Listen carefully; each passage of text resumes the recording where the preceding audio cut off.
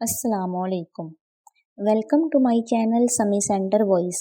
तमाम वीडियोस की अपडेट्स के लिए हमारे चैनल को सब्सक्राइब कर दें और बेल नोटिफिकेशन को ऑन कर दें। शुक्रिया। यूनिवर्सिटी की बस में बैठे हुए इसे अभी चंद मिनट ही हुए थे कि एक शोर बुलंद हुआ।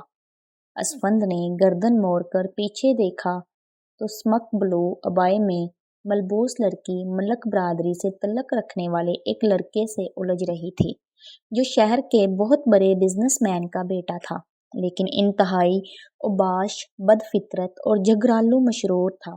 इसका नाम शहबाज मलक था, जो क्लास में कम लेकिन कंटेन या यूनिवर्सिटी की राहदारियों में मौज मस्ती करने, हल्ले गुल्ले करने या किसी न किसी से लड़ते हुए अक्सर देखा जाता। वो एक अरबपति बाप का बेटा था, इसलिए यूनिवर्सिटी के प्रिंसिपल और सीनियर प्रोफेसर्स इसके खिलाफ सख्त कार्रवाई करने से गुरेज करते, क्योंकि ये निजी यूनिवर्सिटी थी जो इसके वालिद मलिक शाहनवाज की डोनेशन के पैसों पर चल रही थी, जो वो हर महीने बाकायदगी से अदा करते। इसलिए यूनिवर्सिटी के प्रोफेसर्स हों या स्टूडेंट्स शहबाज के खिलाफ कंप्लेन कर भी देते तो इंतज़ामिया सख्त कार्रवाई करने से गुरेज करती और हल्की सी तंबीह करके छोड़ देती। शहबाज के साथ 5 और लड़के भी थे जो इसी कमाश के थे, और यूं इस ग्रुप से कोई भी पंगा लेने की कोशिश ना करता, बल्कि जो इसे जान जाते वो इसकी दोस्ती से भी डरते और कतरा कर निकल जाते। लेकिन असफंद को इस शहर की यूनिवर्सिटी में आए चंद दिन ही हुए थे। इसका तल्लक रामघर के एक छोटे से कस्बे से था, और वो शहर और शहरी मिजाज को समझने में अभी नाअहल था। यही वजह थी कि इससे पहले इसका इन लड़कों के साथ मतभेद हो चुकी थी। जब लाइब्रेरी में इस शैतानी टोले को ऊंची ऊंची आवाज में हंसने और बातें करने पर असफंद ने मना किया, तो शहबाज और इसके शैतान फितरत दोस्त मरने मारने पर तुल गए। लेकिन लाइब्रेरी के बीच बचाव करने पर मामला रफा दफा हो गया, और दूसरी बार अब यही शहबाज एंड ग्रुप्स बस में बैठी एक लड़की को मुसलसल तंग और परेशान कर रहे थे, जो इन्हें बारहा इनकी बदतमीजी पर मना कर चुकी थी। और इंतज़ामिया को शिकायत लगाने वाली बात पर यह शैतानी टोला जिस अंदाज में कहकहा लगाने लगा, वो अब असफंद के लिए नाकाबिले बर्दाश्त हो गया। बाला आखिर वो एक झटके से अपनी सीट से उठा और लड़की के करीब जाकर इसे मुखातब किया कि वो ये सीट छोड़ दे और अगली सीट पर चली जाए।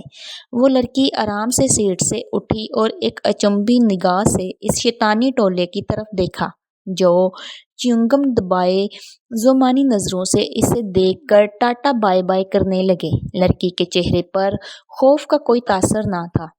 वो असफंद के पास से गुजरते हुए आगे बढ़ गई। लड़की के जाते ही शहबाज झटके से अपनी सीट से उठा और असफंद को गुस्से से देखते हुए सिगरेट को अपने होंठों में दबाया, तो इसके साथ खड़े लड़के ने फौरन अलाइटर के शोले से इसके सिगरेट को सुलगाया।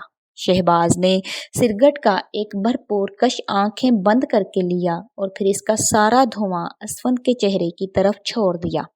इसके साथ खड़े लड़कों ने शहबाज को चारों तरफ से घेरा, फिर इसके हाथ में पकड़ी असाइनमेंट फाइल को छीन लिया। असफंद ने किसी भी किस्म की बदमज़गी से बचने के लिए इंतहाई मुनासिब अल्फाज में बात का आगाज किया, लेकिन सामने वाला ये शरारती टोला इसे ओए लखनऊ की औलाद कहकर इसका मजाक उड़ाने लगा।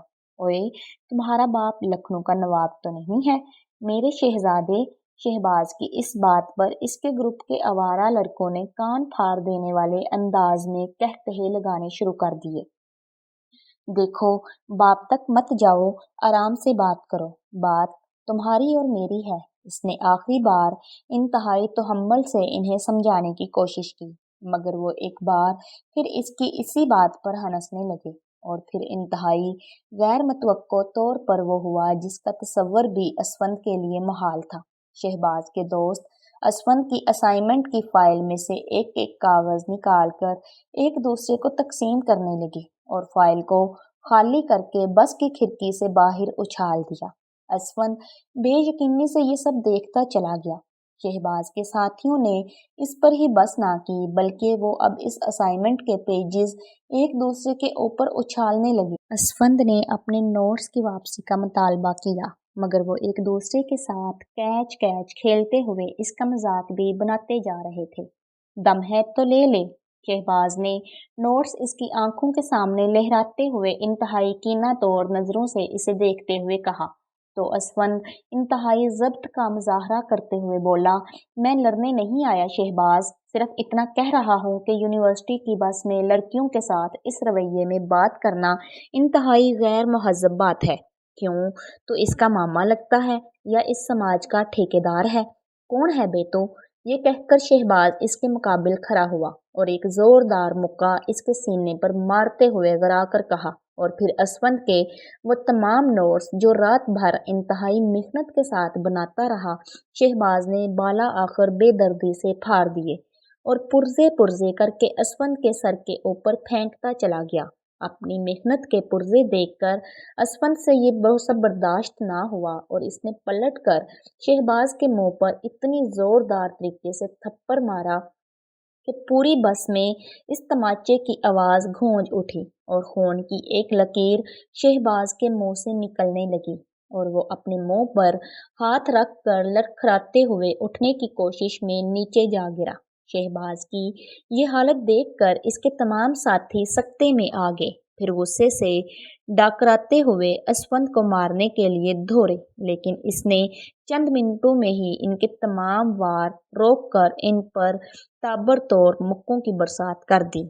वो सब किसी कटे हुए तने की तरह एक दूसरे के ऊपर गिरने लगे। धमकी और दौड़ से काम चलाने वाले ये नाजुक बदन अमीरजादे असफंद के सामने दोबारा खड़ा होने और इसे मारने से हत्ता उल मकान गरीज करते चले गए। तो इसकी एक वजह ये भी थी कि असफंद अकेला ना था, बल्कि इसके साथ बस ड्राइवर और कंडक्टर के साथ स्टूडेंट्स का तावन भी शामिल हो गया था, जो इनके खिलाफ नारे लगा रहे थे। लिहाजा ये चुपचाप उठे और पिछली सीटों पर जाकर बैठ गए, लेकिन कीना तौर और धमकी देती नजरों के साथ असफंद को मुसलसल देखने लगे। बस यूनिवर्सिटी के गेट में दाखिल हुई। यूनी के तमाम तलबा एक एक करके उतरने लगे, लेकिन बस ड्राइवर ने असफंद को रोक लिया। बस ड्राइवर एक पठान था। अच्छे और बुलंद इखलाक की वजह से तमाम तलबा इन्हें इज्जत की निगाह से देखते थे और इंतहाई मोहब्बत के साथ लाला पुकारते थे। लाला ने असफंद के कंधे पर हाथ रखकर इंतहाई मतफक्कर आवाज में कहा कि अपना ख्याल रखे, ये लड़के किसी भी वक्त इन्हें नुकसान पहुंचा सकते हैं, लिहाजा यूनिवर्सिटी में कहीं अकेला घूमने फिरने से गुरेज करे। इस वाक़ये का जिक्र यूनिवर्सिटी के इंतज़ामिया से करने की बात पर असफंद को लाला ने समझाया कि इसका कोई फ़ायदा ना होगा, बल्कि वो मज़ीद अपने लिए दुश्मनी पैदा कर लेगा। बस एहतियात करे और आंखें खुली रखे। असफंद ने लाला की बात सुनकर इस बात में सर हिलाया और बस से उतरकर अपनी क्लास की तरफ भरने लगा ही था कि इसे अपने पीछे एक नस्वानी आवाज सुनाई दी। सुनिए। वो रुका और पलट कर पीछे देखा तो वही अबाया पहने हुए लड़की मेकअप से पाक पकीज़ा चेहरे के साथ सलीके से सर ढांपे खड़ी थी। आपका शुक्रिया, आपने इस वक्त मेरी मदद की, जब कोई भी हाथ से रोकना तो दूर की बात, जुबानी मना करने की भी कोशिश नहीं कर रहा था। कोई बात नहीं मुख्तरमा, ये मेरा फर्ज था। असफंद इसके चेहरे की तरफ देखे बगैर गोया हुआ। मेरा नाम अफरोज़ा है। वो लड़की इसके चेहरे पर नजरें घारे अपना तारुफ करवा रही थी, जो पूरी यूनिवर्सिटी में इंतहाई मगरूर समझी जाती थी, जिसे ना तो कभी हंसते हुए देखा गया और ना ही किसी से बात करते हुए, हत्ता कि वो लड़कियों के किसी भी ग्रुप में भी शामिल ना थी और ना ही कोई लड़की इसकी दोस्त थी। क्लास हो, कंटीन हो या लाइब्रेरी, हर जगह दूसरों से अलग थलग और खामोशी से बस अपना काम करती रहती थी। यूनिवर्सिटी में कई लड़कियों ने इसकी खूबसूरती से मुतासर होकर इसकी तरफ दोस्ती का हाथ बढ़ाने की कोशिश की, लेकिन किसी को भी कामयाबी ना मिली। जितनी खामोशी से वो आती, इतनी खामोशी से वो यूनिवर्सिटी से चली जाती। लेकिन आज तमाम क्लास फेलोज इसे एक आम से देहाती पस मंज़र रखने वाले लड़के के पास खड़े होकर बोलता और मुस्कुराता देखकर बेइंतहा हैरान बल्कि परेशान नजर आ रहे थे और पास से गुजरते हुए मुड़ मुड़ कर इसे देखे जाते। लेकिन वो इर्द गिर्द से बेनियाज होकर इससे बातें किए जा रही थी। चलें, आपने मेरी वजह से एक बदनाम जमाना गैंग से पंगा लिया है, आपका शुक्रिया तो बनता है। वो अपनी बात पर जोर देते हुए बोली, देखिए मुख्तरमा, आपकी जगह कोई भी होता तो मैं ऐसा ही करता, क्योंकि ये मेरा फ़र्ज़ था। मेरे वालिदैन ने मुझे हक़ और सच के लिए आवाज़ बुलंद करने का दर्स दिया है। असफंद ने इंतहाई स्पार्ट लहजे में कहा, मेरा नाम मुख्तरमा नहीं है बल्कि अफरोज़ा है, और मुझे खुशी है अगर आप मुझे इसी नाम से पुकारेंगे। और कशिश गोरी रंगत पर कथी आंखों में चमक लिए मसलसल इसे मुखातिब करते हुए वो शरारत से इसे तकती जाती थी, जो अब भी इसकी तरफ देखने से गरीज कर रहा है। और इसकी यही अदा अफरोज़ा को भाग गई। प्रोफेसर साहब क्लास में दाखिल हो चुके थे तो असफंद ने मुस्कुराते हुए क्लास की तरफ इशारा किया तो वो धीमे कदमों से इसके पीछे क्लास में दाखिल हुई और इसकी पिछली सीट पर बैठ गई। आज असाइनमेंट जमा करवाने का आखिरी दिन था। असफंद परेशानी के साथ अपनी कुर्सी पर पहलू बदल रहा था। प्रोफेसर अमानत ने लेक्चर ख़त्म करने के बाद असाइनमेंट जमा करवाने का कहा तो असफंद की परेशानी भरने लगी। प्रोफेसर साहब ने जब इसका नाम दोबारा पुकारा तो वो परेशान चेहरे के साथ खाली हाथ उठ खड़ा हुआ, लेकिन इसे कुछ समझ नहीं आ रहा था कि वो अब क्या कहे। इसी असना में अफरोज़ा की आवाज़ आई, ये रही आपकी असाइनमेंट, और असाइनमेंट इसकी जानब बढ़ा दी। असफंद को अफरोज़ा की बात समझ नहीं आ रही थी कि ये असाइनमेंट इसकी कैसे हो सकती है, जबकि इसकी असाइनमेंट तो शहबाज ने पुर्जे पुर्जे करके हवा में फेंक दी थी। मेरी असाइनमेंट? असफंद ने सवालिया अंदाज में अफरोज़ा की तरफ देखा। जी जी, आपकी असाइनमेंट ले लीजिए और सर को दे दें प्लीज़। तो पहली बार असफंद की निगाहें अफरोज़ा की निगाहों से टकराईं तो असफंद घबरा गया, मगर अफरोज़ा की कथी आंखों में बिजली की सी चमक लपकी। असफंद साहब, अगर आपकी गुफ्तगू ख़त्म हो चुकी हो तो बराए मेहरबानी मुझे अपनी असाइनमेंट दे दीजिए ताकि मैं अपनी अगली क्लास अटेंड कर सकूं। प्रोफेसर अमानत ने ज़च होकर गुस्से से कहा तो असफंद हक्का बक्का सा कभी असाइनमेंट को देखने लगता तो कभी प्रोफेसर साहब को तकता। इसने दोबारा अफरोज़ा को मुखातिब करना चाहा लेकिन वो वहाँ ना थी। इसने पूरी क्लास में नज़र दौड़ाई तो इसे शदीद हैरत हुई कि वो क्लास में भी नहीं थी। इतनी जल्दी क्लास से बाहर कैसे जा सकती है? वो जज्बज़ होकर निगाहें दौड़ाने लगा। लड़की तो वहाँ ना थी, लेकिन इसकी एक मखसूस खुशबू इसके नथनों से मसलसल टकराने लगी। ये बिल्कुल वही खुशबू थी जो बस में इसके करीब जाकर इसे मुखातिब करने पर महसूस हुई। इसे हैरत का शदीद झटका इसलिए भी लगा कि इस हाल नमा क्लास से निकलने का वाहिद एक ही दरवाज़ा था और इस तक पहुँचने में कुछ वक़्त तो लगता था। भला कोई पलक झपकते इस दरवाजे से कैसे निकल सकता है? वो बस इसी मखमसे का शिकार था कि प्रोफेसर अमानत अब दहाड़े तो असफंद दौड़ता हुआ सर के पास गया और माजरत करते हुए अपनी असाइनमेंट इनके हवाले कर दी, लेकिन अफरोज़ा से मुंसलिक पुरसरारियत को अपने जहन से नहीं निकाल पा रहा था। असाइनमेंट पर इसका नाम जली हरूफ में लिखा हुआ था और मज़ीद हैरत की बात ये थी कि इसका रोल नंबर जो इसके अलावा और किसी को नहीं पता था वो भी दर्ज था। इसने तो कभी इस लड़की से बात नहीं की थी, ना ही वो इसको ज़्यादा जानता था, लेकिन हैरत इस बात पर थी कि नाम हो तो वो जान सकती थी, लेकिन रोल नंबर का इस लड़की को कैसे पता चला? वो इस ख्याल से उलझते हुए भारी भारी कदमों के साथ अपनी सीट पर आया और जल्दी जल्दी अपनी चीज़ें संभालते हुए क्लास से बाहर निकला, लेकिन इसकी मतलाशी निगाहें कथी आंखों वाली लड़की को ढूंढने लगी। वो कंटीन गया कि शायद वो वहाँ हो। इसने एक नज़र दाखिली दरवाजे से अंदर झाँका, मगर वो यहाँ ना थी, लेकिन अपने साथ वो एक खुशबू मुसलसल महसूस कर रहा था। वो यहाँ भी जाता, ये खुशबू उसके साथ साथ थी। इसने दाएं बाएं खुशबू के ताकुब में बारहा देखा और फिर अचानक ही इसे अपने ताकुब में किसी की मौजूदगी भी महसूस होने लगी। वो डरपोक तो ना था, लेकिन अब इसे उलझन हो रही थी। وہ اسی پریشانی کی کیفیت میں سیڑھیاں چڑھنے لگا کہ سامنے سے آتے شہباز اور اس کا گروپ رستہ روک کر کھڑے تھے۔ وہ کترا کر نکلنا چاہتا تھا کہ شہباز نے چاقو دکھا کر اسے روک لیا اور پھر چاقو کھول کر اس کی نوک اس کے پیٹ کے ساتھ لگا دی۔ اب بول، بہت ہی ہیرو گیری دکھا رہا تھا نا اس لڑکی کے لیے؟ کون بچائے گا تجھے؟ تیری انتریاں نکال کر چوراہے پر لٹکاؤں گا آج، تاکہ تیرے جیسوں کو عبرت ملے اور وہ آئندہ کبھی میرے سامنے کھڑے ہونے کی جرأت نہ کریں۔ وہ اپنی بات کے اختتام تک چاقو کی نوک سے اس کے پیٹ پر دباؤ بڑھانے لگا۔ اسفند نے شہباز کو آرام سے روکا اور کہا کہ وہ باز آ جائے، مگر شہباز مسلسل چاقو کی نوک سے اس کے پیٹ پر دباؤ بڑھاتا چلا گیا، کہ جو اب اسفند کے لیے تکلیف بننے لگا تھا۔ شہباز کے ساتھ کھڑے لڑکوں نے چاروں طرف سے اسفند کو گھیر رکھا تھا، اس لیے کسی کو نظر نہیں آ رہا تھا کہ اس گھیرے کے اندر اسفند کو کیسے جسمانی طور پر ہراساں کیا جا رہا ہے۔ اچانک وہی مانوس سی خوشبو انتہائی تیزی کے ساتھ اسفند کو محسوس ہوئی، اور یہ بات صرف اس وقت اسفند ہی نے نہیں بلکہ گھیرے میں لیے لڑکوں نے بھی محسوس کی۔ اچانک شہباز کے ہاتھوں سے چاقو گر گیا اور چاقو والے ہاتھ میں اتنا شدید درد ہونے لگا کہ وہ باقاعدہ ہاتھ جھٹکنے لگا۔ دوسرے ہاتھ سے وہ کبھی اپنے ہاتھ کو پکڑتا تو کبھی چھوڑ دیتا۔ تمام لڑکے گھیرا توڑ کر اب شہباز کے ارد گرد کھڑے ہو کر اسے پوچھنے لگے کہ کیا ہوا ہے۔ وہ درد سے کراہتا ہوا اب ہاتھ چھوڑ کر بازو کو سہلانے لگا۔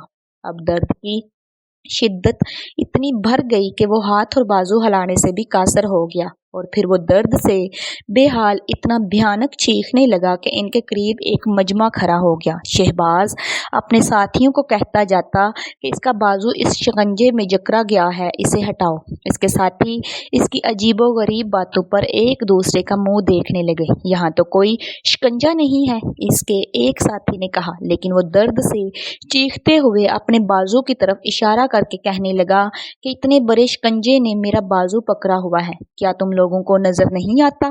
کیا تم لوگ اندھے ہو گئے ہو؟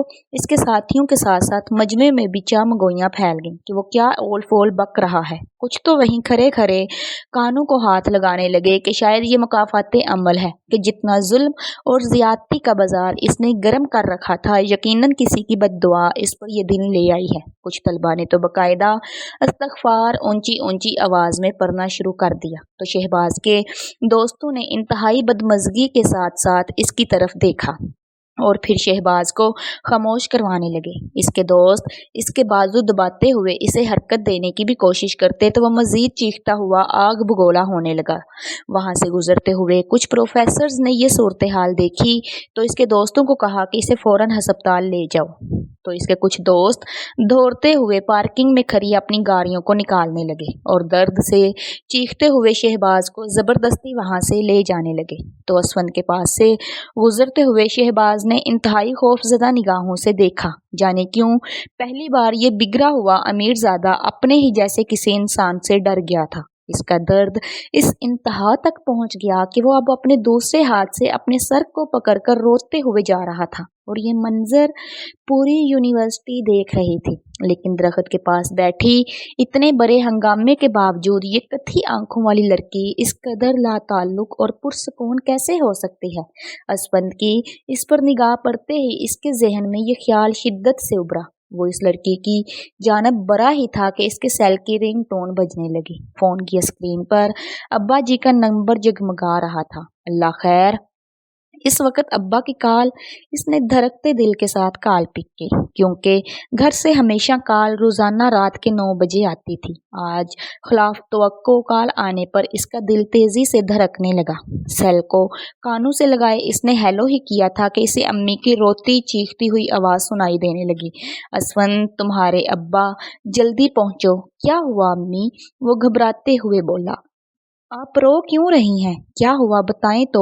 لیکن سلسلہ منتقل ہو چکا تھا۔ وہ فوراً باہر کی طرف بھاگا۔ اسے اس قدر تیزی اور فکر مندی سے یونیورسٹی گیٹ کی طرف جاتے ہوئے افروزہ دیکھ چکی تھی، اور ایک لمبی سانس کھینچتے ہوئے وہاں سے اٹھ گئی۔ جس درخت کے نیچے بیٹھ کر وہ اپنی اسائنمنٹ لکھ رہی تھی، اسفند کالج روڈ پر کھڑا کافی دیر سے تھا۔ लेकिन ना तो इस वक्त कोई रिक्शा था, ना ही कोई टैक्सी नजर आ रही थी। तो असफंद ने रोड पर भागना शुरू कर दिया कि शायद आगे जाकर कोई गाड़ी मिल जाए। अभी वो थोड़ी दूर ही गया था कि प्राइवेट काले रंग की कार इसके बिल्कुल मुकाबल आकर रुक गई। भाई, कहाँ जाना है? ड्राइविंग सीट पर बैठे शख्स ने खिड़की से सर निकाल कर पूछा। तो असफंद फौरन बोला, रामघर जाना है भाई, मैं भी वहां जा रहा हूँ, चलिए। असफंद फौरन गाड़ी में बैठ गया, मगर बैठते साथ ही जाने क्यों इसे लगा कि जैसे इसे नींद आने लगी हो। वो अपना सर झटकने लगा कि नींद को भगा सके, लेकिन इसकी कोशिश बुरी तरह नाकाम होने लगी और फिर आखिर वो कब नींद की वादी में उतर गया इसे पता ही नहीं चल सका। लेकिन मुकम्मल सुन्न होते दिमाग के साथ इसकी नज़र अपनी कलाई पर बंधी हुई गरी पर पड़ी, जिस पर टाइम गैर इरादी तौर पर इसका दिमाग नोट कर चुका था। जब वो जागा तो अपनी गली की नुक्कड़ पर खड़ा था। वो हड़बड़ा कर दाएं बाएं देखने लगा कि मैं तो कार में बैठा था, मैं किस वक्त कार से निकला, वो कार कहाँ गई और किराया कहीं मुझे लूट तो नहीं लिया गया। इसने फौरन अपना वॉलेट निकाला तो पैसे पूरे थे, बल्कि इसके तमाम डॉक्यूमेंट्स भी महफूज थे। अचानक इसे अपनी कलाई पर बंधी घड़ी देखने का ख्याल आया तो इसकी हैरत की इंतहा ना रही कि वो अपने कस्बे में सिर्फ 1 मिनट में पहुंच गया। इसे गाड़ी में सवार होते ही टाइम याद था, तो ये कैसे मुमकिन हुआ? वो सर पकड़ कर खड़ा था। यूनिवर्सिटी से रामगढ़ कस्बे तक ए से कमोबेश 3 घंटे लग जाते, जबकि घड़ी के डायल भी इस बात की तस्दीक कर रहे थे कि वो फकत 1 मिनट में घर पहुंच गया है। इसे यूनी से कस्बे आने जाने के दौरान वक्त का सही अंदाज़ा इस बिना पर भी था कि इसके पास अपनी गाड़ी थी, जो यूनिवर्सिटी में दाखिले के साथ इसके वालिद ने इसे मेहरान ले दी थी ताकि वो आसानी से सफ़र कर सके और बसों के धक्के खाने से बच जाए। लेकिन आज 1 हफ्ते से इसकी गाड़ी तकनीकी खराबी की वजह से मैकेनिक के पास खड़ी थी, इसलिए वो यूनिवर्सिटी की बस पर जाने लगा था। वो इन पुरअसरार वाक़यात के पे दर पे सिलसिलों पर उलझता हुआ गली का मोड़ मुड़ते ही तेज़ी से घर की जानब बढ़ा तो इसे एक अनहोनी हो जाने का एहसास हुआ। घर से बाहर मोहल्ले के कुछ लोग खड़े थे और अंदर से हल्की हल्की रोने की आवाज़ें आ रही थीं। इसके हमसाए यके बाद देकर इसे गले लगाकर हौसला देने लगे। वो बौखलाते हुए खुले दरवाजे से अंदर दाखिल ही हुआ था कि सामने चारपाई पर इसके वालिद की मैयत रखी हुई थी और इसकी वालदा सदमे से बेहाल सते हुए चेहरे के साथ दिखाई दी। असफंद के कदम दरवाजे की दहलीज पर ही रुक गए। ये मंजर, जिसका तसव्वुर भी मुश्किल था, इसको देखने की सकत इसमें ना थी। वालदा ने जब इसे दरवाजे में बुत बने देखा तो चीख मार कर इसकी तरफ भरी, तो वो भी तेजी से भागते हुए वालदा की तरफ आया, जो आधे रास्ते में ही जमीन पर गिरने वाली थी, लेकिन इसने फौरन इन्हें अपने बाजुओं में भर लिया। वालदा का सर अपने सीने से लगाए अब वो दोनों धारे मार मार कर रोने लगे थे। इन्हें रोता देखकर पूरा मोहल्ला भी अश्कबार हो गया। रामगढ़ के कस्बे के चक नंबर 30 में असवन का खानदान आज से 40 साल पहले आबाद हुआ। इसके वालिद हलवाई थे। इन्होंने मोती चूर के लड्डू बनाने से अपने काम का आगाज किया और फिर देखते ही देखते इनकी दुकान इस कस्बे की सबसे मशहूर स्वीट हाउस कहलाने लगी कि वो दूर दराज के कस्बों से भी लोग आकर इनकी दुकान से स्पेशल मोतीचूर के लड्डू का ऑर्डर देकर जाते। इस दुकान की मशहूरी में एक अहम किरदार इसके वालिद का भी था कि वो बेहतरीन जायकेदार लड्डू बनाने के साथ दाम भी मुनासिब रखते, और दूसरा इनकी वजह शोहरत इनका बेहतरीन इखलाक भी था जो लोगों को मुतासिर करता था। यही वजह थी कि इनकी शोहरत इस कस्बे से निकलकर आहिस्ता आहिस्ता दूसरे कस्बों में भी फैलने लगी। रुपए पैसे की कमी ना थी, बस जिंदगी में एक बहुत बड़ी महरूमी बे औलादी की थी, जिसके गम में वो दोनों मियाँ बीवी अक्सर उदास हो जाते थे। जब काफ़ी अरसा तक इनकी औलाद ना हुई, डॉक्टरी इलाज से लेकर हकीमी इलाज, दमो दरूद और तवीज़ुल गर्ज सब कुछ करवाने के बाद भी जब कोई नतीजा ना निकला तो वो बिल्कुल मायूस हो गए थे। لیکن انہوں نے اللہ سے مانگنا ترک نہ کیا۔ وہ ہمیشہ اولاد کی دعائیں مانگتے رہے، اور جب اللہ نے ان کی سن لی اور انہیں اولاد کی خوشخبری مل گئی تو اسفند کے والد شیخ فخر کو خوشی کا کوئی ٹھکانہ نہ رہا۔ انہوں نے اس خوشی میں پورے گاؤں میں موتی چور کے لڈو بانٹے، نذر و نیاز تقسیم کی اور اللہ کا شکر ادا کیا۔ اور پھر اللہ کے حکم سے وہ دن بھی آ گیا جب وہ اپنے بیٹے اسفند کو اپنی گود میں اٹھائے ہسپتال سے گھر لائے اور پھر انتہائی ناز و نام کے ساتھ اس کی پرورش کی۔ اسے زندگی میں کسی کمی کا احساس نہ ہونے دیا، اسے کبھی اپنے خاندانی پیشے کو سیکھنے پر بھی مجبور نہ کیا۔ لیکن شاید یہ کام اسفند کی گٹی میں تھا، اس لیے جب اس نے 10ویں جماعت کے امتحان دینے کے بعد کچھ دن دکان پر کام کیا تو شیخ فخر چونکے، کیونکہ اس کے ہاتھ سے نکلے لڈو کا سواد انتہائی منفرد اور لاجواب تھا۔ وہ حیران تھے اس ذائقے پر۔ اس بات کا ذکر انہوں نے اپنی بیوی سے بھی کیا تو وہ بھی حیرت سے خوش ہوتی چلی گئی۔ شیخ فخر چاہتے تھے کہ اسفند پڑھ لکھ کر بڑا آدمی بنے، اس لیے انہوں نے اس کا داخلہ قریبی نجی کالج میں کروا دیا۔ وہ نہیں چاہتے تھے کہ ان کا بیٹا یہاں قصبے کے آوارہ لڑکوں میں اٹھے بیٹھے یا کھیل کود میں اپنا وقت ضائع کرے، اس لیے جب بھی وہ دکان پر آتا تو شیخ فخر کی کوشش ہوتی کہ وہ گھر جلدی جا کر اپنی کتابیں کھولے۔ اسفند بھی فرما بردار بیٹا تھا، وہ بھی سمجھتا تھا کہ والدین کی خوشی کس میں ہے، اس لیے وہ دل لگا کر پڑھتا چلا گیا اور بالا آخر اچھے نمبر لے کر پاس ہوا کہ اب اس کا داخلہ شہر کی سب سے بڑی یونیورسٹی میں ہو گیا۔ ان کی زندگی اپنے بیٹے اسفند کے گرد گھومتی تھی، کیونکہ اس کے بعد وہ کبھی صاحب اولاد نہ ہو سکے، اسی لیے اسفند میں ان کی جان تھی۔ زندگی پرسکون گزر رہی تھی کہ والد کی جدائی نے اس پورے گھرانے کو توڑ کر رکھ دیا۔ اس کی والدہ خاوند کی موت پر اس قدر مغموم تھیں کہ تھوڑی دیر کے لیے بھی اگر اسفند نظر نہ آتا تو وہ چیخنے لگتی۔ انہیں سنبھالتے سنبھالتے وہ خود بھی بکھرنے لگا تھا۔ اس کی امی اسے یونیورسٹی بھیجنے پر راضی نہ تھی تو اس نے بھی ضد نہ کی اور پرائیویٹ امتحان دینے کا فیصلہ کیا۔ لیکن اس فیصلے کے بعد اسے یونیورسٹی سے جڑی وہ خوبصورت لمحات بھی یاد آئے جہاں ایک پرسرار کتھی آنکھوں والی لڑکی نے اس کو حیران کرنے میں کوئی کسر نہ چھوڑی تھی۔ 2 ماہ بعد جب اس کی والدہ کی طبیعت بہتر ہوئی تو اس نے اپنے ابا جی کی دکان سنبھالنے کا فیصلہ والدہ کے سامنے رکھا۔ والدہ دکان کی بات سن کر رونے لگی، لیکن پھر کچھ سوچ کر انہوں نے اسفند کو اجازت دے دی۔ آج اسفند کا دکان پر پہلا دن تھا، سب کچھ ویسا ہی تھا، بس کرسی جس پر ابا جی بیٹھے تھے وہ ان کے وجود سے خالی تھی۔ اس بات نے انہیں اتنا افسردہ کیا کہ وہ دونوں ہاتھوں سے چہرہ چھپائے رونے لگا کہ اچانک اسے اپنے انتہائی قریب منوس سی خوشبو محسوس ہوئی۔ وہ فوراً آنسو پونچھ کر تیزی سے کھڑا ہوا اور پوری دکان چھان ماری کہ آخر یہ خوشبو کہاں سے آ رہی ہے۔ پھر وہ دکان سے باہر آ گیا۔ دور دور تک سڑک سنسان تھی۔ صبح کا وقت تھا، بازار میں دکانیں بھی اکا دکا کھلی تھیں، لیکن خوشبو کا یہ سلسلہ تھما نہیں تھا کہ اچانک اس خوشبو سے جڑی وہ کتھی آنکھوں والی لڑکی کا خیال اسے آیا تو اس کی بے قراری بھرنے لگی۔ اس کے ساتھ ہی اسے شہباز کا خیال بھی آیا کہ نہ جانے اب کون اس کے ہاتھوں مشق ستم بنتا ہوگا۔ ایک بار پھر اس کا دھیان لڑکی کی طرف گیا اور پھر بے قراری اتنی بھری کہ اس نے اپنی یونیورسٹی کے کلاس فیلو شاہد کا نمبر ملایا، اس مبہم سی امید کے ساتھ کہ شاید اس لڑکی کے بارے میں بھی کوئی جانکاری اسے مل جائے۔ کال ملتے ہی سلام دعا کے بعد اس نے یونیورسٹی کے حال کے بارے میں پوچھا تو اسے شہباز کے بارے میں جان کر شدید جھٹکا لگا کہ شہباز اب مینٹل ہاسپٹل میں داخل ہے۔ اس کے بازو کا درد ویسا ہی ہے اور وہ اپنے بازو کو شکنجے میں جکڑا ہوا محسوس کرتا ہے۔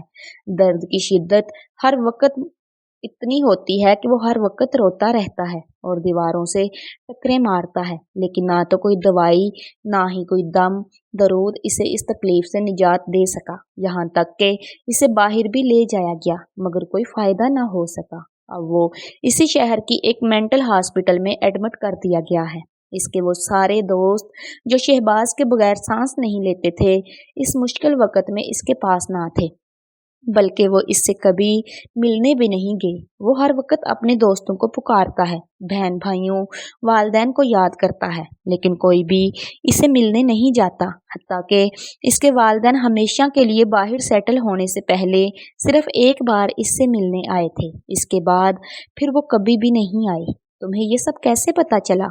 रवानी से बोलते शाहद को टोक कर असवंद ने पूछा तो शाहद ने बताया कि मेरा भाई यहाँ अस्पताल में डिस्पेंसर है। इन्होंने ही ये सारी तफसील हमें बताई है। असवंद ने फिर इस कथी आंखों वाली लड़की के बारे में सवाल किया तो शाहद ने कहा कि वो लड़की इस वाक़ये के बाद फिर यूनिवर्सिटी में नहीं देखी गई। शाहद की बात पर असवंद चौंका। क्यों? पता नहीं यार, दोबारा नहीं देखा गया। शायद यूनिवर्सिटी छोड़ गई या कोई और वजह थी, कुछ पता ना चल सका। फोन बंद करने के बाद इसका दिल बोझिल सा हो गया।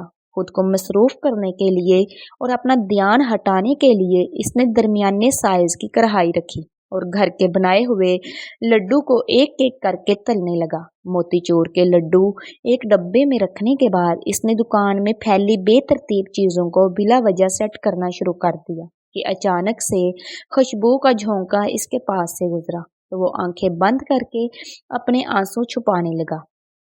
इसी असना में एक इंतहाई मनोज सी आवाज़ सुनाई दी, सुनिए, ये लड्डू कितने के हैं? इसने एकदम आंखें खोली तो सामने नकाब में कथी आंखें नजर आ रही थीं। वो तेजी से इसकी जानब भरा। इसके होंठ सरगोशी के अंदाज में वाह हुए। मुख्तरमा, इसने दिल की शिद्दत से इस नाम को पुकारा। मेरा नाम अफरोज़ा है। मुझे खुशी होगी अगर आप। इसने शरारत से जुमला अधूरा छोड़ दिया तो असफंद ने जुमला अचकते हुए फौरन कहा, मुझे खुशी होगी अगर आप मेरा नाम ले। अफरोज़ा वो असफंद की बात पर खुलखलाकर हंसने लगी तो असफंद भी अपने होंठों पर आई हंसी दांतों तले दबाने लगा। आप अफरोज़ा है ना?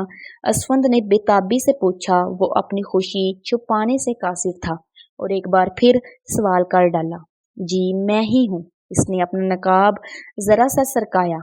आप यहाँ कैसे? असफंद ने हैरानगी से पूछा। मैं यहाँ ही रहती हूँ, वो मुस्कुराते हुए बोले। यहाँ कहाँ?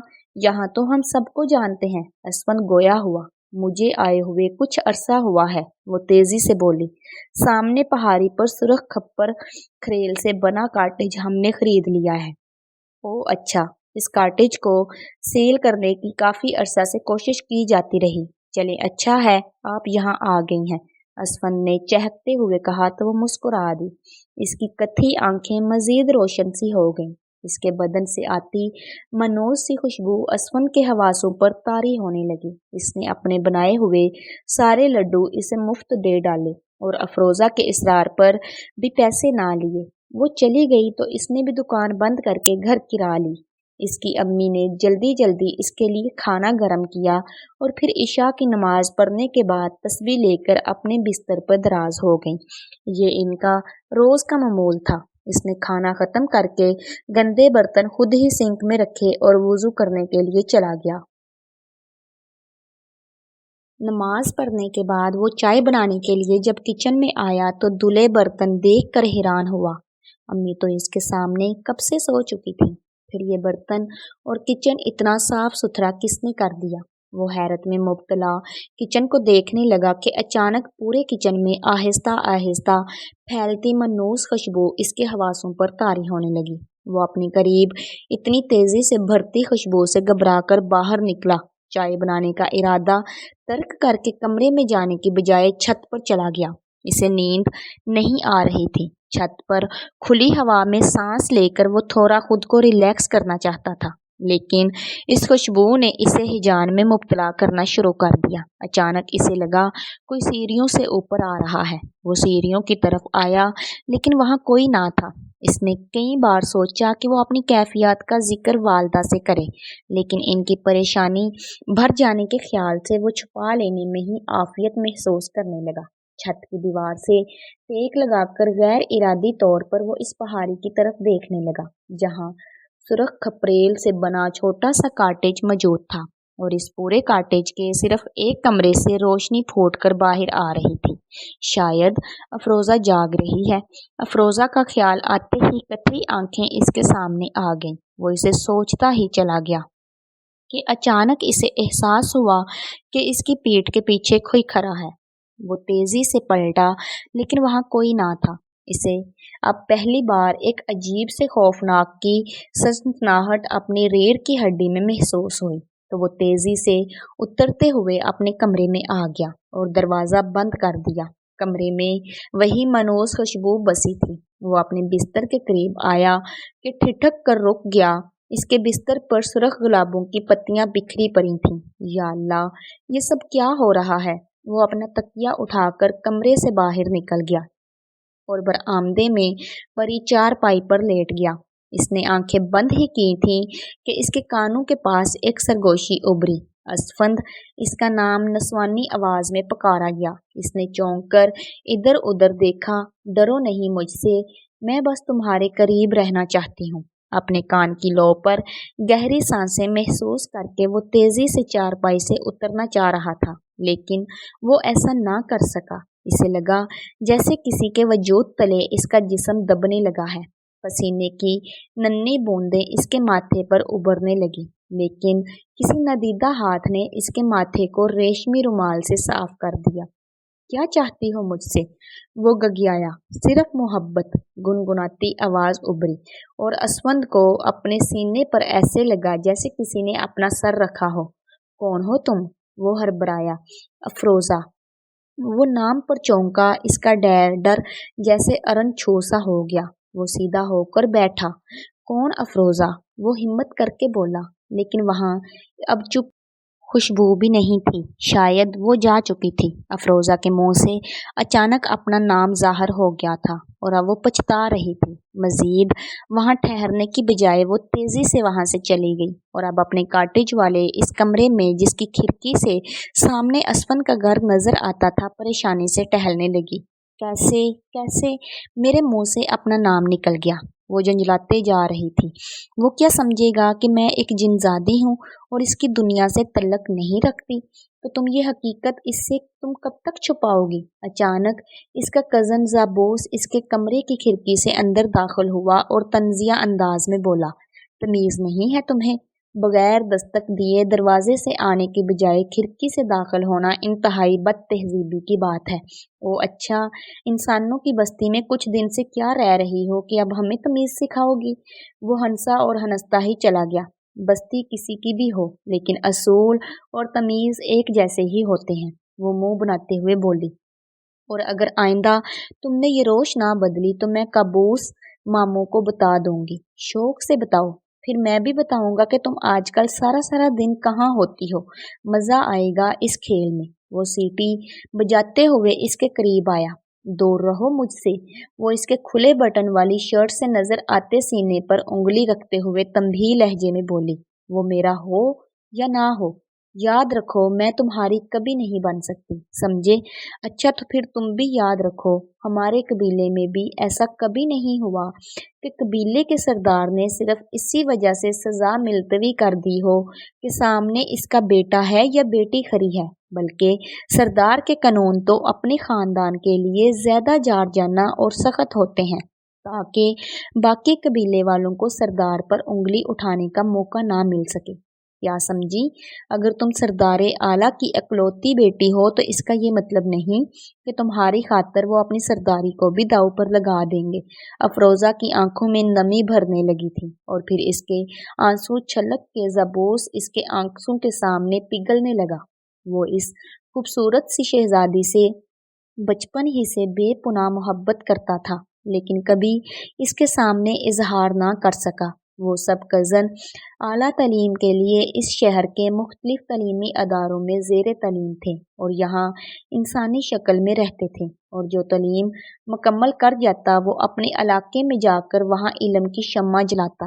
اسی وجہ سے یہ قبیلہ اپنے علم و ہنر کی نسبت دیگر قبائل سے ممتاز حیثیت کا مالک بن گیا اور تمام قبائل اس کی بہت عزت بھی کرتے تھے۔ اس قبیلے کے سردار کی بیٹی افروزہ بھی تعلیم کی غرض سے اسی یونیورسٹی میں ایڈمیشن لیا تھا جس میں اسفند زیر تعلیم تھا۔ لیکن اس کی جرأت اور مردانگی نے افروزہ کو اس کی قدر مرعوب کیا کہ وہ پہلی ہی نظر میں اس پر دل ہار بیٹھی، اور جب اسفند نے وہ یونیورسٹی چھوڑی تو اس کا دل بھی یونیورسٹی میں نہ لگا اور وہ اسفند کے پیچھے پیچھے اس کے علاقے میں چلی آئی اور اپنے والد سے ضد کر کے یہاں کاٹیج لینے کی ضد کی۔ اس کے تمام کزن بھی یہاں رہنے لگے اور یہیں سے وہ سب اپنے اپنے تعلیمی اداروں کا رخ کر لیتے اور پھر شام کو واپس آ جاتے۔ لیکن اس دوران افروزہ کیا کر رہی تھی سوائے اس کے کزن زابوس کے علاوہ کوئی نہیں جانتا تھا۔ وہ اس کی ہر ایکٹیویٹی پر نظر رکھتا تھا، لیکن اس کے کسی بھی راز کو دوسروں کے سامنے نہیں کھولتا تھا، کیونکہ وہ افروزہ سے سچی محبت کرتا تھا اور اسے روتا ہوا نہیں دیکھ سکتا تھا۔ آج بھی وہ افروزہ کو روتے دیکھ کر جذباتی ہو گیا اور اسے تسلی دیتے ہوئے بولا، اچھا رو مت، ایک تو دھمکیاں بھی دیتی ہو اور اوپر سے دھونس بھی جماتی ہو، اچھا طریقہ ہے بھائی۔ اچھا سنو، کل تم اس کے سامنے ظاہر کر دو، اس کو بتا دو کہ تم کون ہو۔ میں ایسا نہیں کر سکتی، وہ من منائی، کیا خبر وہ دوبارہ میری شکل بھی نہ دیکھنا چاہے، تو پھر تو اس کے لیے اپنے ذہن کو پہلے سے ہی تیار کر لو، کیونکہ محبت جبرن تو نہیں کروائی جا سکتی نا، وہ ٹوٹے ہوئے لہجے میں بولا۔ تو افروزہ چونک سی گئی، ایک نہ ایک دن تو تمہیں بتانا ہی ہوگا سب، کیونکہ محبت میں سچائی ہی دراصل محبت کی معراج ہوتی ہے۔ افروزہ نے اس بات میں سر ہلایا اور اس کے بازو پر سر رکھ دیا۔ تم میرے سب سے اچھے دوست ہو۔ ایک ننھا سا آنسو زابوس کی آنکھوں سے نکلا جسے اس نے جلدی سے صاف کر ڈالا۔ اسفند رات بھر ٹھیک سے سو نہ سکا۔ پچھلے 2 ماہ سے جو عجیب و غریب واقعات تسلسل اس کے ساتھ پیش آ رہے تھے وہ اس کی سمجھ سے بالاتر تھے۔ وہ اکثر خود کو کسی ماورائی مخلوق کے زیر اثر محسوس کر رہا تھا، لیکن ایک بات تو طے تھی کہ وہ جو بھی تھی اسے نقصان پہنچانے کا ارادہ نہیں رکھتی تھی۔ دوسرا، وہ مخلوق کوئی عورت تھی اور اس کا نام افروزہ تھا۔ وہ اس نام پر بری طرح چونک سا گیا۔ تمام شب کچی پکی نیند کے ساتھ اس نام کی گردان میں گزری۔ جب صبح ہوئی تو اس کا سر بہت بھاری ہو رہا تھا۔ اس نے والدہ کو نماز کے لیے وضو کا پانی گرم کر کے دیا اور پھر نماز پڑھ کر سجدے میں سر رکھ کر اللہ سے مدد مانگنے لگا، لیکن اس کے دل و دماغ سے افروزہ کا نام نہیں نکل رہا تھا۔ وہ اس راز کو جاننا چاہتا تھا کہ دکان پر آنے والی لڑکی اور اس کے حواس پر چھانے والی یہ مخلوق کہیں ایک ہی تو نہیں ہے۔ پچھلے کچھ ماہ سے پے در پے ہونے والے واقعات میں کچھ نہ کچھ تو کنیکشن تھا، کیونکہ یونیورسٹی میں بھی اس لڑکی کے معاملات انتہائی پر اسرار سے لگے تھے۔ اس کی باتیں، اس کا انداز عام لڑکیوں سے مختلف تھا، اور اوپر سے یہ وہم نام ہونا، اتنا سب کچھ اتفاقاً تو نہیں تھا۔ کہیں نہ کہیں کچھ نہ کچھ تو گڑبڑ ہے۔ یہ کیا ماجرا ہے جو سلجھائے نہیں سلجھ رہا؟ اسفند نے اس خیال کو جھٹکا اور دکان جانے کے لیے تیار ہو گیا۔ اس نے مٹھائی کی دکان کو انتہائی پروفیشنل انداز میں چلانا شروع کر دیا۔ مٹھائی بناتے ہوئے اس کا معیار اور ذائقے پر وہ کبھی سمجھوتا نہ کرتا۔ اس دکان کے ملازم ابا کے دور کے ہی تھے، جنہیں مزید پرکشش تنخواہ میں اضافے کی نوید سنا کر اس کے دل جیت لیے تھے، اس لیے وہ اس کے ساتھ بہت مخلص ہو گئے تھے۔ ایک دن اسے مٹھائیوں کا ایک بہت بڑا آرڈر ملا۔ وہ بیانیہ لے چکا تھا، لیکن اگلے دن ہڑتال تھی، بازار بند تھے۔ اسے شام تک مٹھائی حسب و وعدہ تیار کر کے دینی تھی۔ اسے سمجھ نہیں آ رہی تھی کہ اب کیا کرے۔ وہ بار بار اپنے ماتھے پر آیا پسینہ صاف کرتا اور پریشانی کے عالم میں اپنے ہاتھوں کی انگلیاں چٹکھاتا جا رہا تھا کہ اسے وہی مسحور کن خوشبو کا جھونکا اپنے ارد گرد پھیلتا ہوا محسوس ہوا۔ وہ چونک سا گیا۔ بہت دن بعد اسے یہ خوشبو محسوس ہوئی تھی۔ وہ اپنی جگہ سے اٹھ کھڑا ہوا تو اچانک اس کے کان کے پاس ایک نسوانی سی سرگوشی ہوئی۔ پریشان مت ہو، سب انتظام ہو جائے گا۔ اس نے ادھر ادھر چونک کر دیکھا لیکن کوئی نہ تھا، لیکن آواز آ رہی تھی، انڈر اسٹور میں تمہاری مطلوبہ ضرورت پر مبنی چیزیں موجود ہیں، جا کر اٹھا لو۔ اس کے جسم پر لرزہ طاری ہو گیا، چہرے پر پسینہ آنے لگا۔ وہ اب تک سکتے میں کھڑا تھا کہ اچانک وہ خوشبو ختم ہو گئی۔ اسے لگا کہ وہ جیسے ایک دم حواسوں میں آیا ہو۔ اس نے चीख कर अपने मुलाजिम को पुकारा जो दौड़ते हुए इसके पास आया, तो वो इसे लेकर स्टोर की तरफ भागा। स्टोर का दरवाज़ा खोलकर जब वो दोनों अंदर दाखिल हुए तो ये देखकर इनकी हैरत की इंतहा ना रही कि स्टोर की छत तक हर चीज़ वाफर मकदार में मौजूद थी और ये इतना सामान था कि साल भर भी ख़त्म ना होता। मुलाजिम गगियाते हुए बोला, या खुदा, ये क्या माजरा है? ये सामान कौन लाया और कब लाया? स्टोर तो मैंने अभी 10 मिनट पहले साफ किया था और यहाँ पर कुछ भी ना था। ये अचानक सामान से कैसे भर गया?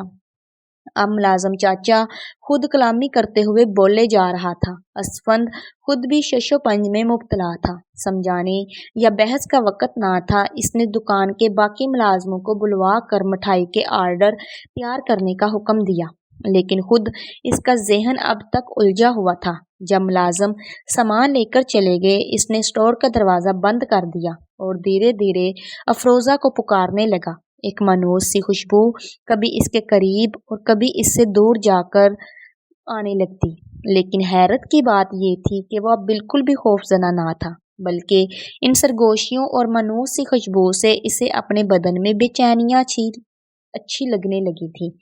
मैं जानता हूँ कि तुम यहाँ पर ही हो, तुम सामने आ सकती हो क्या? असवंद ने धीमे से कहा।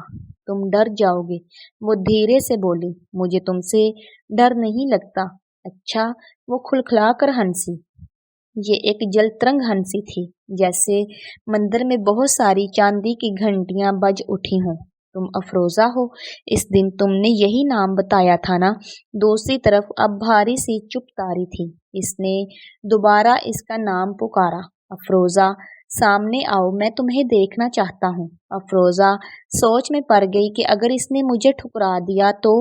वो फिक्रमंद हो गई। अफरोज़ा, तुम यही हो ना?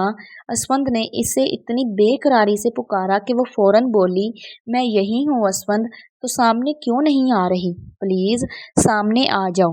असवंद ने मलतजी लहजे में इसे चारों तरफ देखते हुए पुकारा, तो अचानक कमरे के एक कोने में जहाँ रोशनी कम थी, एक सफ़ेद धुआं उठने लगा। असवंद का दिल धक धक करने लगा। जब ये धुआं ख़त्म हुआ तो वहाँ एक इंतहाई खूबसूरत सी ग्रीन मैक्सी में एक लड़की खड़ी थी, जिसकी मैक्सी लहरा रही थी। हालांकि ये कमरा मुकम्मल बंद था, हत्ता कि इस कमरे में कोई खिड़की भी ना थी कि जहाँ से हवा आ रही हो, लेकिन इसके बावजूद इसके बाल और लिबास लहरा रहे थे। इसकी शक्ल कम रोशनी की वजह से पूरी तरह वाजिया ना थी, लेकिन फिर चंद सानियों के बाद वो धीरे धीरे कदम उठाती बल्ब की रोशनी के ऐन नीचे आकर रुकी, तो असवंद का मुंह हैरानगी से खुल गया। वो कथी आंखें उठकर झुक गई थीं और इसके सीने में सांस कसी धोंकनी की तरह तेज चलने लगा। वो एक खामोश मूर्ति की तरह लग रही थी। बस इसके जिस्म का अरताश असवंद से छुप ना सका। तो तुम जिनजादी हो?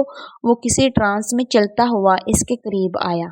जी, इसने आहिस्ता से इस बात में सर हिलाया। तो वो यूनिवर्सिटी में वो सब? असवंद ने जुमला अधूरा छोड़ दिया। और वो शहबाज को भी तुमने ही सजा दी? हाँ, वो सब ज़रूरी था कि लड़कियां इस शैतान के हाथों तबाही के धाने पर पहुंच चुकी थीं। किसी उस्ताद की इज्जत महफूज ना थी। लड़के इसकी बदमाशियों के हाथों सताए जा रहे थे और ये सब तब ज़्यादा नाकाबिले बर्दाश्त हुआ। वो बोलते बोलते रुक कर असफंद को गहरी नज़रों से देखने लगी। जब इसने तुम्हारे साथ बदतमीज़ी शुरू की इस दिन, अगर मैं ना रोकती तो वो जहर आलूद खंजर तुम्हारे जिस्म में पेवसत कर देता, तो तुम इंतहाई दर्दनाक मौत के साथ चंद लम्हों में मर जाते।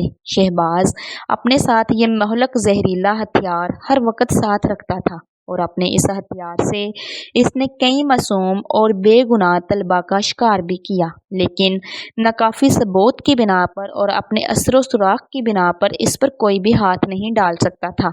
मैं ये सब देख रही थी और हैरान भी थी कि आप इंसानों की दुनिया किस कदर अजीब है। न जालिम के खिलाफ आवाज़ बुलंद करते हैं और ना ही मजलूम के साथ खड़े होते हैं, बल्कि विक्टिम को ही इल्ज़ाम देना अपना फ़र्ज़ो ऐन तस्वर करते हैं। आपके समाज में इसीलिए चंद असर सुराख रखने वाले ख़ानदान आप लोगों के आका बन गए हैं। सच कह रही हूँ, मैं तस्लीम करता हूँ। असफंद ने सर हिलाते हुए तायद की। ہمارے سماج میں چند برائیاں ہیں لیکن اچھے لوگوں کی بھی کمی نہیں ہے، بالکل جیسے آپ ایک انتہائی بہادر اور اچھے انسان ہے کہ ہم جیسی مخلوق آپ سے متاثر ہوئے بغیر نہ رہ سکے۔ اس کی کتھی آنکھوں میں کچھ دیر پہلے کی جو پریشانی تھی وہ اورن چھو ہو چکی تھی اور اب وہاں ایک خوبصورت سی روشن چمک لہرا رہی تھی۔ آپ نے مجھے شہباز سے بچایا، آپ کا شکریہ، اسفند نے نرم مسکراہٹ سے اسے دیکھتے ہوئے کہا۔ آپ بھی تو میرے لیے اس سے ٹکرائے آپ کا پہلے شکریہ بنتا ہے۔ وہ شرارت سے مسکرائی اور پھر ان کے درمیان طویل خاموشی کا وقفہ آیا۔ افروزہ نے اس کے چہرے کو بغور دیکھا اور پھر اس کے انتہائی قریب آ گئی۔ میں آپ سے بہت محبت کرتی ہوں اسفند، اور ہمیشہ آپ کے ساتھ آپ کی بن کر رہنا چاہتی ہوں، بلکہ میں چاہتی ہوں کہ آپ میرے ساتھ میری وادی میں چل کر رہیں۔ نہیں، ایسا ممکن نہیں ہے افروزہ، اسفند نے افسردگی سے اسے دیکھتے ہوئے کہا۔ ایسا نہیں ہو سکتا، میری ماں میرے بغیر مر جائے گی، میں آپ کے ساتھ رہنے کے لیے تیار ہوں، وہ جلدی سے بولی۔ یہ بھی ممکن نہیں ہے افروزہ، وہ بوجھل لہجے میں بولا۔ ایسا کیوں نہیں ہو سکتا؟ وہ بچوں کی طرح مچلتے ہوئے بولی۔ کیا کمی ہے مجھ میں؟ افروزہ مزید اس کے قریب آ کر اس کے سینے سے لگ گئی۔ بات کمی کی نہیں ہے، اس نے اپنے دونوں بازوؤں سے پکڑ کر اسے خود سے الگ کیا۔ آپ مجھ سے محبت نہیں کرتے نا؟ وہ رندے ہوئے لہجے میں بولی۔ میں اس کتھی آنکھوں والی لڑکی سے بے پناہ محبت کرتا ہوں، اور اس وقت سے ہی محبت کرنے لگا تھا جب سے اس کی خوشبو محسوس کرنے لگا تھا۔ تمہاری یاد مجھے بے قرار رکھتی تھی افروزہ، لیکن ہمارے دین اسلام کے کچھ اصول ہیں، ہم ان سے انحراف کی کوشش نہیں کر سکتے۔ نار اور مٹی کا ملاپ ممکن نہیں، اگر ہم یہ لغزش کر بھی لیں تو اس کا خمیازہ ہماری نسلیں بھگتیں گی، نہ وہ انسان کہلائیں گے نہ جنات۔ ہم اپنے ساتھ آنے والی نسلوں کو بھی تباہی کے دہانے پر پہنچا دیں گے، نہ میری ماں راضی ہوگی نہ تمہارے والد۔ بھلا ان بزرگوں کو چھوڑ کر ہم اگر اپنی دنیا الگ بسا بھی لیں تو کیا سکون سے خوش رہ سکیں گے؟ تم بھی اکلوتی ہو اور میں بھی، ہمارے والدین ہمیں دیکھ کر جیتے ہیں اور ہم سے کتنی ہی امیدیں وابستہ کر کے بیٹھے ہیں۔ تم خود سوچو، کیا انہیں رلا کر ہم ہنس سکیں گے؟ میں اپنی اور تمہاری خوشی کی خاطر اتنے لوگوں کو کیسے غمزدہ کر سکتا ہوں؟ کیا یہ آپ کا آخری فیصلہ ہے؟ وہ ٹوٹتی آس کی ڈوری تھامے آخری بار پھر سے تصدیق چاہنے لگی۔ افروزہ، میں ایک غیرت مند مرد ہوں، تمہارے ساتھ کچھ دن دل لگی کر کے تمہیں یہ بات تب بھی کہہ سکتا تھا، لیکن میرا ضمیر نہیں مان رہا کہ تمہیں اندھی محبت میں برباد کر کے چھوڑ دوں، اس لیے پہلے ہی بتا رہا ہوں تاکہ اس محبت میں ہم دونوں حد سے آگے بڑھیں۔ ہمارا اس لمحے ایک دوسرے سے جدا ہونا بہتر ہے۔ آپ نے میری محبت کی قدر نہیں کی۔ وہ سسک کر رو پڑی تو اسفند بھی رو پڑا۔ تمہاری محبت میرا قیمتی سرمایہ ہے، میں ہمیشہ تمہارا ہی رہوں گا۔ افروزہ نے اس کی بھیگی پلکوں سے اس پر الوداع نظر ڈالی اور پھر وہاں سے غائب ہو گئی۔ اسفند دکھی دل کے ساتھ باہر آیا۔ لڈو تیار ہو چکے تھے اور اب ان کی پیکنگ کا آخری مراحل چل رہا تھا۔ اچانک موسم کے تیور بگڑے اور دن میں بھی شام کے سائے اترنے لگے۔ گاہک دکان پر آ چکا تھا۔ انہیں مٹھائی کے ڈبے اپنی نگرانی میں دینے کے بعد وہ بوجھل دل کے ساتھ کافی دیر تک قصبے کی گلیوں میں بھٹکتا رہا اور پھر اپنے گھر کی طرف چل دیا، جہاں اس کی والدہ اس کے بغیر کھانا کھائے نہیں سوتی تھی اور اس کا انتظار کرتی رہتی تھی۔ وہ جس وقت بھی اپنی والدہ کے کمرے میں داخل ہوتا وہ ہمیشہ اسے دیکھ کر مسکراتی تھی، تو وہ کسی بچے کی طرح دوڑتے ہوئے ان کے سینے میں چھپ جاتا اور پھر گود میں سر رکھ دیتا۔ آج بھی جب وہ گھر میں داخل ہوا تو اس کی والدہ اس کے انتظار میں جاگ رہی تھی اور وہ ان کے کھلے بازوؤں میں آ کے تھکے ہوئے بدن کو لے کر پہنچا اور پھر ان کی گود میں سر رکھ کر بے آواز رونے لگا تو وہ بھی رو پڑی۔ اس نے اچانک سر اٹھا کر والدہ کے چہرے پر اس کی فکر میں نکلتے آنسو صاف کیے۔ بھلا وہ ان آنکھوں میں آنسو کیسے دیکھ سکتا تھا؟ اس نے گہری سانس لے کر سوچا۔ واقعی کچھ محبتوں کے قرض چکائے نہیں جا سکتے۔ وہ آنکھیں بند کر کے اپنی حقیقی زندگی کے اٹل فیصلے کو اللہ کے سپرد کر چکا تھا۔